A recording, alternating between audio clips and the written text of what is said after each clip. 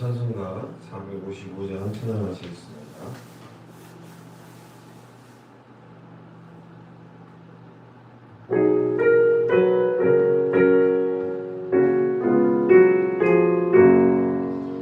주님의 마음에 본받는 자, 그 마음에 평강이 찾아오면 험악한 세상을 이기니 하늘로부터 임함이로다.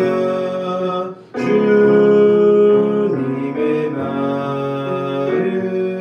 본받아 살면서 그 거룩하신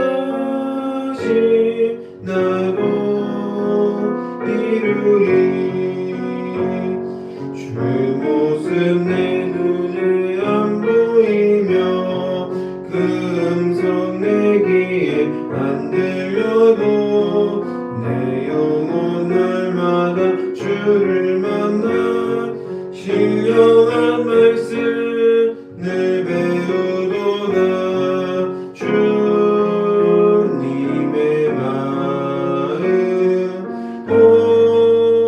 본받아 살면서 그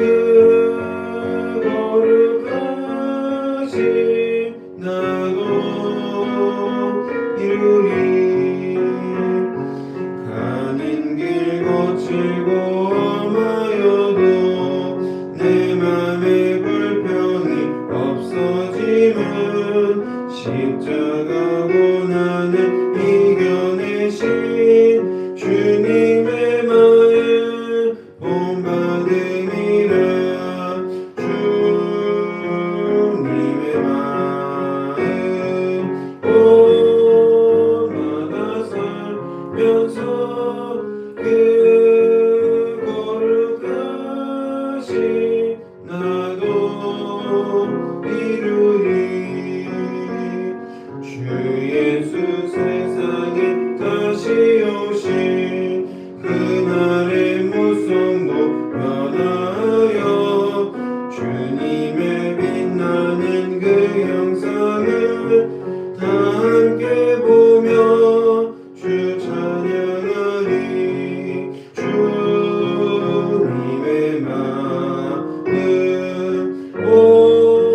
본받아 살면서 그 거룩하신 나도 이루리. 사도신경으로 우리 신앙을 고백합니다. 나는 전능하신 아버지 하나님 천지의 창조주를 믿습니다. 나는 그의 유일하신 아들 우리 주 예수 그리스도를 믿습니다. 그는 성령으로 잉태되어 동정녀 마리아에게서 나시고 본디오 빌라도에게 고난을 받으사 십자가에 못 박혀 죽으시고 장사된 4일 만에 죽는 자 가운데서 다시 살아나셨으며 하늘에 오르시어 전능하신 아버지 하나님 우편에 앉아 계시다가 거기로부터 살아있는 자와 죽은 자를 심판하러 오십니다. 나는 성령을 믿으며 거룩한 공교회와 성도의 교제와 죄를 용서받는 것과 몸의 부활과 영생을 믿습니다. 아멘. 오늘 이 시간 하나님께서 우리에게 주신 말씀은 마가복음 3장 1절로 19절까지 말씀입니다. 신약성경 마가복음 3장 1절로 19절까지 말씀입니다.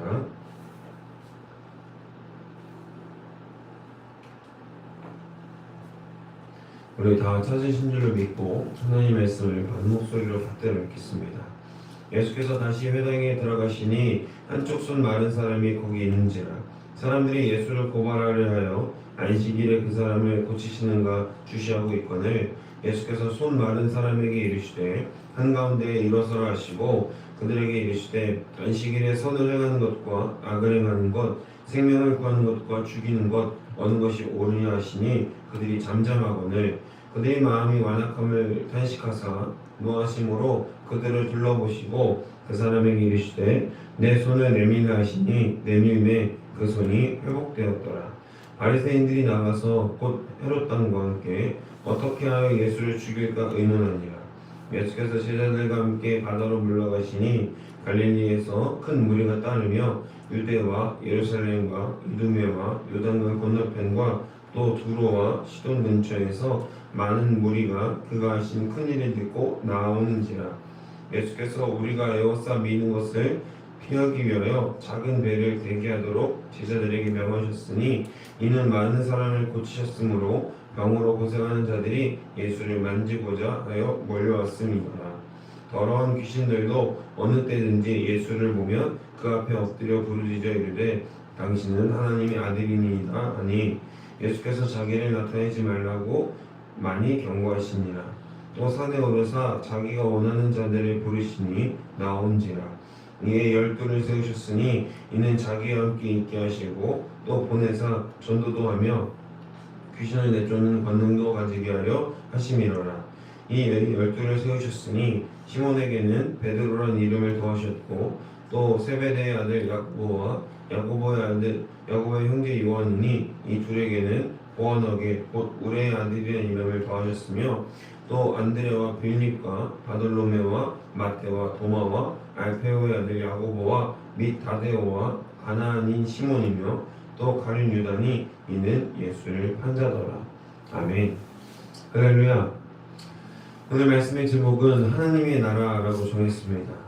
여러분, 하나님의 나라는 무엇일까요? 어떤 것이기에 우리가 그토록 가야 한다, 이것을 우리가 꼭 성취해야 된다라고 말하는 것일까? 아마 모르긴 몰라도 굉장히 좋은 것일 겁니다. 굉장히 행복한 것일 겁니다. 다친 이도 없고 두려워 떠는 이도 없고 내일의 근심과 걱정을 가진 이도 없는 그 나라가 바로 하나님의 나라일 것입니다.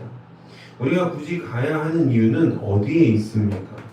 바로 하나님이 이 모든 것을 우리의 공로나 우리의 행위가 아닌 오직 하나님의 은혜로 거저 주신 것이기 때문에, 그렇기 때문에 우리는 그곳에 가야 한다는 것입니다. 이 거저 받은 은혜가 우리에게 얼마나 큰 사랑이고 큰 혜택인지 깨닫는 오늘 하루가 되시기를 주님의 이름으로 소망하고 축복합니다. 단순히 하나님은 내가 너희를 위해서 죽을 것이니 내가 죽으면 따라 죽어라 라고 말씀하지 않으셨습니다. 그런 단순함을 넘어 오히려 우리 인간사에 직접 들어오셔서 복잡하고도 어려운, 하지만 명확한 답이 있는 사랑으로 우리에게 그 사랑을 증거하셨다라는 겁니다. 하나님의 사랑은 무엇이었습니까? 남들이 하지 못하는 것, 쉽게 따라하지 못하는 사랑의 본을 보이셨습니다. 오늘 본문 말씀을 통해 하나님의 거룩한 사랑에 또한 거저받은 은혜를 누리실 수 있는 저와 여러분이 되시기를 주님의 이름으로 소망하고 축복합니다. 하나님 나라의 첫 번째 특징은 바로 아픈 자가 없다는 것입니다. 그리고 그 아픈 자를 하나님은 그냥 두고 보지 않으신다는 사실이죠. 계속해서 가르치시며 사람들에게 다니실 때 예수님은 회당에 들어가셔서 곧 거기서 손 마른 사람을 보시게 됩니다. 오늘날로 치면 근위축증이나 마비 정도로 볼 수 있을 것 같습니다. 근위축증은 말 그대로 근육이 거의 없어져서 손을 움직일 수 없는 상태로 아주 심각한 상태였다는 것을 의미하죠. 그런데 이때 예수의 대적자들로 보이는 이들이 적개심을 품고 예수님이 과연 안식일에 이 사람을 고치는가 고치지 않는가를 주시하고 있었습니다. 예수님이 과연 그들의 마음에 품은 계획과 생각을 아셨을까요? 아셨다는 겁니다. 100% 알았죠. 주님은 그런 그들의 마음과 생각에 보란듯이 손 마른 사람을 일으켜 세우시고 이렇게 말씀하십니다. 4절입니다. 그들에게 이르시되 안식일에 선을 행하는 것과 악을 행하는 것, 생명을 구하는 것과 죽이는 것 어느 것이 옳으냐 하시니 그들이 잠잠하거늘. 아멘. 예수님은 하나도 틀린 말을 한 적이 없으십니다. 과연 그 위급한 상황 가운데에서 생명을 구하는 게 옳으냐, 율법을 지키는 게 옳으냐라고 묻는 그들 그 질문에 사람들이 어떻게 대답할 수 있었을까요?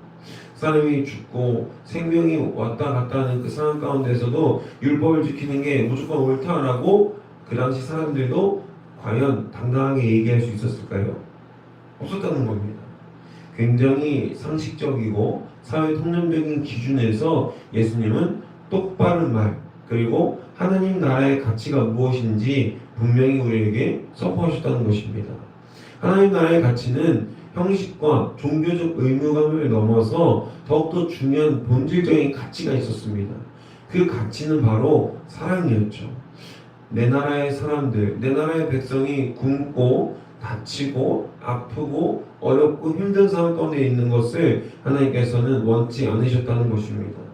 그래서 예수께서는 종교적 의무감과 형식의 틀에 박혀있는 그들에게 예수를 보고 어떻게 해야 될지 논의하고 또 다른 마음을 품은 그들에게 직접 하나님의 나라에 대해서 알려주시고 선포해 주셨다라는 겁니다.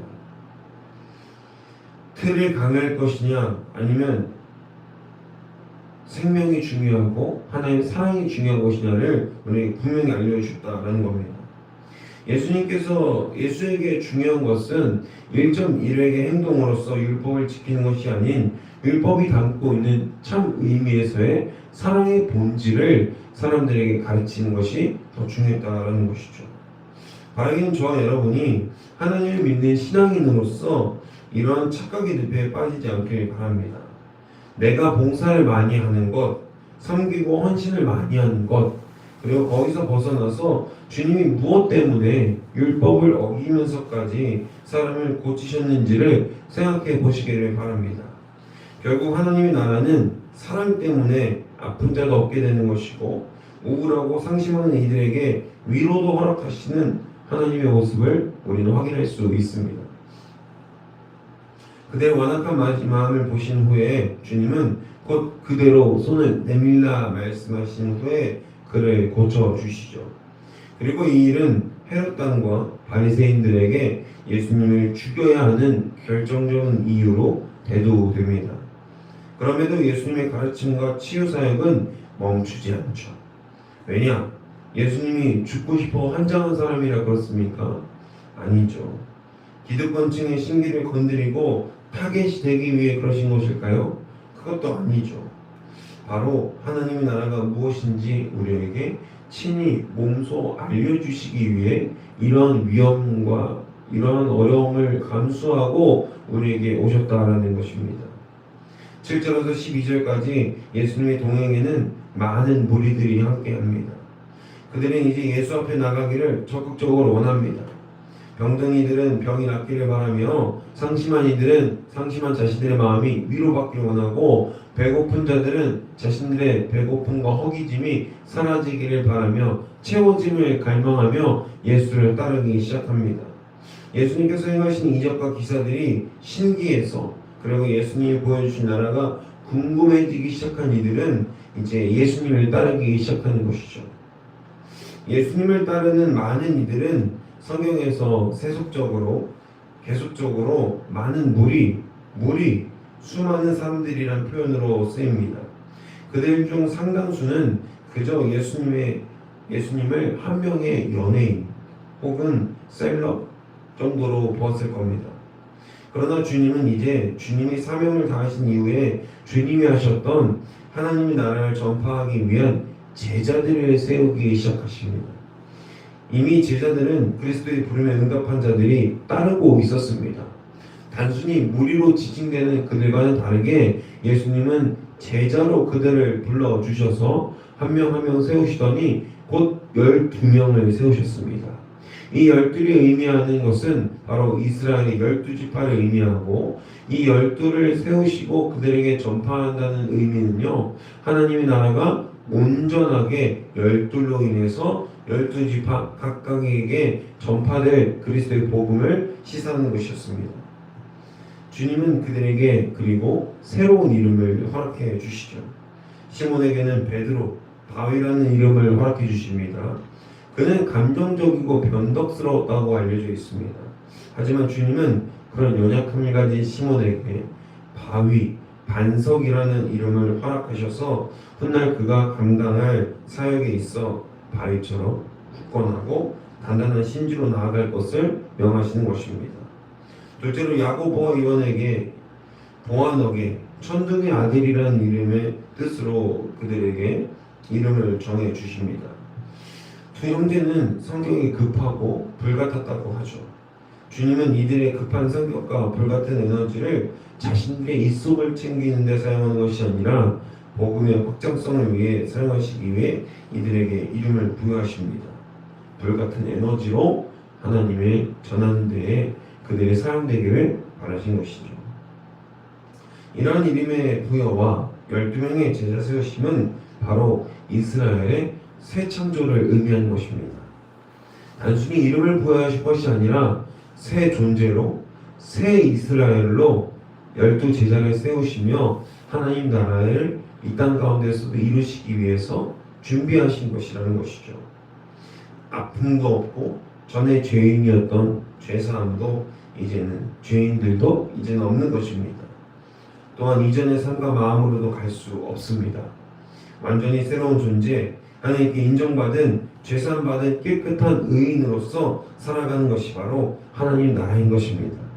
제자들도 예수님께 이름을 받았을 때 그 당시에는 주님께서 말씀하신 것처럼 전도하거나 귀신을 내쫓는 권능 같은 것은 없었습니다.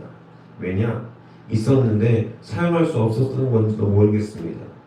당신은 예수님을 영원히 잃지 않을 것으로 그들이 생각했기 때문에 자신들이 감히 예수님이 하셨던 죽기 사역과 축사 사역과 여러 가지 이적 기사들을 자신들도 할 수 있을 것이라 감히 생각하지 못했었을 수도 있죠.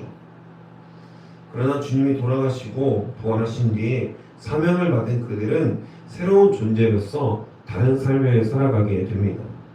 바라기는 저와 여러분이 그리스도인이라는 새 이름으로 이전과는 다른 삶을 살아갈 수 있는 자들이 되기를 주님의 이름으로 소망하고 축복합니다.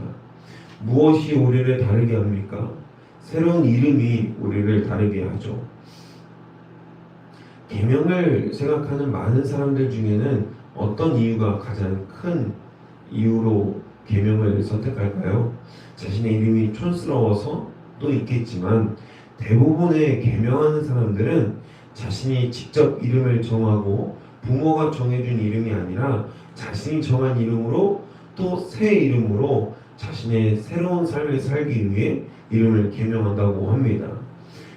새로운 이름에 자기가 이제 앞으로 나아가고자 하는 미래에 담은 소망을 담아서 새 이름을 정해서 그런 소망으로 살아가기 위해서 계명을 하는 것이죠. 여러분, 우리는 이제 이전 것은 지나가고 새로운 존재가 되었습니다.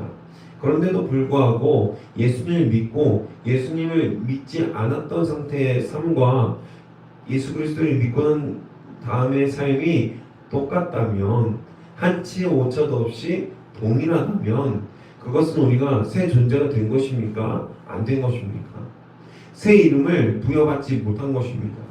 새 이름을 받은 사람은 다른 삶을 삽니다. 내가 그동안에 편하게 행동했던 것들을 조금은 불편하게 하고요. 내가 아무 거리낌 없이 했던 일들을 조금은 불편감 있게 하는 것입니다. 신앙인은요, 하나님으로 인해서 브레이크가 걸리는 삶이 바로 신앙인의 본질입니다. 주님께서는 우리에게 말씀해 주십니다. 너희의 행동으로, 너희의 공로로 구원받을 것이 아니다. 단순히 주님의 이름을 부르는 자에게 구원이 있다라고 말씀해 주셨습니다. 우리에게는 이미 구원이 있는 것입니다. 우리가 술을 마신다고 해서, 담배를 핀다고 해서, 혹은 간혹 음란하다고 해서 구원을 받지 못하는 것이 아닌 것입니다. 그러나 구원받은 사람은 구원받은 모습에 티가 나는 것이죠. 세상 사람들과는 뭔가 다른 점이 있어야 합니다. 교회에서만 은혜롭고, 교회에서만 거룩하고, 교회에서만 신실하면 뭐합니까? 교회에서만 눈물을 쏟고 밖에 나가서는 다른 사람들의 눈에 눈물을 쏟아내게 만들고, 거룩한 자들을 욕하고 다른 이들을 비방하고 깎아내리기에 바쁘다면 우리의 삶이 어떻게 새로운 존재이고 주님께서 피값으로 세우신 새로운 은혜로운 그리스도인이라고 말할 수 있겠습니까? 그럴 수 없다는 것이죠. 여러분, 바뀌셔야 합니다. 오늘 이 시간 이 새벽 가운데 하나님의 나라를 경험함으로 결단하시길 바랍니다. 아픔이 없고 두려움과 근심과 걱정이 없는 그 나라가 우리 삶에서 펼쳐질 수 있기를 간절히 소망합니다. 주님께서 하셨던 사랑의 본질을 따라서 우리가 한 발 한 발 힘차게 내디딜 때 우리는 다 이룰 수 없지만 하나님의 사랑을 천천히 그리고 완벽하게 분명하게 이루어갈 줄로 믿습니다. 말씀 정리합니다. 사랑하는 여러분, 우리는 어떻게 다른 사람을 살아갈 수 있을까요? 나는 다른 삶을 살 거야 라고 외치면 다른 삶을 살 수 있게 되는 겁니까? 그렇지 않죠. 안타깝게도 우리는 우리의 다짐과 각오만으로는 결코 새 존재, 새 이름을 받은 그리스도인으로서 살아가기에는 어려움과 역경을 만나게 될 겁니다. 그러나 주님이 동행하시면 우리는 충분히 다른 삶을 살 수 있습니다. 전제 조건은 반드시 주님이어야 합니다. 내가 하겠다, 내가 봉사하겠다, 내가 사랑하겠다, 내가 이러이러한 일들로 내가 헌신하고 이 세상 가운데에서 본이 되는 삶을 살겠다가 아니라 주님과 동행하고 주님이 나를 사용하시옵소서라는 각오와 결단이 수반될 때 우리는 비로소 천천히 느리지만 하나님의 나라를 우리 삶 가운데 이루어갈 수 있게 되는 것이죠. 철로를 보면 우리가 기차를 타면 한 번에 쭉 가는 것 같지 않습니까? 그런데 맨 뒷칸에 철로의 맨 뒷칸에 가서 철길을 보면요 굉장히 구불구불하다는 것을 알 수 있죠. 우리가 앞으로 나아갈 때는 잘 모릅니다. 내가 지금 잘 가고 있는 건지 똑바로 왔는지 이상하게 왔는지 잘 몰라요. 그러나 그것을 주님께서 같이 동행해 주신다는 것입니다. 나는 주님과 함께 앞으로 나아갈 뿐입니다. 그러다 문득 내 인생 가운데 언젠가 한번 뒤를 돌아봤을 때 많은 이들이 나를 보고 또 나의 삶을 보고 그리스도를 보게 되는 그 귀한 역사가 우리 그리스도인들에게 있기를 주님의 이름으로 소망하고 축복합니다. 주님께서 여러분과 동행하실 줄로 믿습니다. 저와 동행하실 줄로 믿습니다. 그래서 우리 삶이 하나님의 나라가 되고 작고 부족하지만 그럼에도 불구하고 나의 작은 모습을 보고 하나님의 귀한 또 열매들이 맺혀질 수 있기를 주님의 이름으로 소망하고 축복합니다. 함께 기도하겠습니다. 사랑해 주님 감사합니다. 주님이 시간도 우리를 불러주셨고 우리에게 귀한 사명을 허락하십니다. 우리가 하나님의 나라가 무엇인지 우리 삶 가운데에서 듣고 배웠사오니 우리 삶에서 하나님의 나라를 귀하게 이루어갈 수 있도록 우리를 사용하여 주시옵소서. 내가 하는 것이 아니라 하나님의 능력으로 주님의 소망으로 말미암아 하나님의 나라를 이루어갈 수 있도록 붙들어 주시옵소서. 우리의 작은 천국 하나님의 나라가 이 삶 가운데에서 이루어지게 하셔서 모든 사람들이 나를 보고 내가 믿고 따르고 섬기고 있는 예수 그리스도의 사랑의 본질을 깨달아낼 수 있도록 힘과 능력을 더하여 주시옵소서. 감사드리며 이 모든 말씀 우리 주 예수 그리스도의 이름으로 기도합니다. 아멘. 사랑해 주님 감사합니다. 주님 이 시간 한마디한 뜻으로 예배하고 또 기도할 수 있도록 붙들어 주시옵소서. 주님 우리가 바라는 것이 무엇입니까? 우리가 이 세상 가운데 삶을 살아가면서 어떤 것을 바랄 수 있습니까? 다른 것이 아니라 하나님을 바라고 하나님의 소망이 이 시간 우리 삶 가운데에서 가득 흘러 넘칠 수 있도록 붙들어 주시옵소서. 아버지 우리 다음 세대와 우리 기성세대를 위해서 기도합니다. 우리 지역사회를 위해서 기도합니다. 우리가 하나님을 믿는다고 하면서도 여전히 세상 사람들과 다름없는 삶을 살아가고 있는 것이 눈에 많이 보입니다. 아버지 우리가 또 이 지역이 또 우리 교회가 우리 다음 세대가 더욱더 구별함으로 하나님을 귀하게 따를 수 있는 은혜의 역사를 허락하여 주시옵소서. 주님 앞에 동참하길 원합니다. 성령의 임재와 역사를 간구하오니 주님 우리에게 말씀해 주셔서 우리가 하나님을 따르고 하나님을 사랑하는 데 부족함이 없을 수 있도록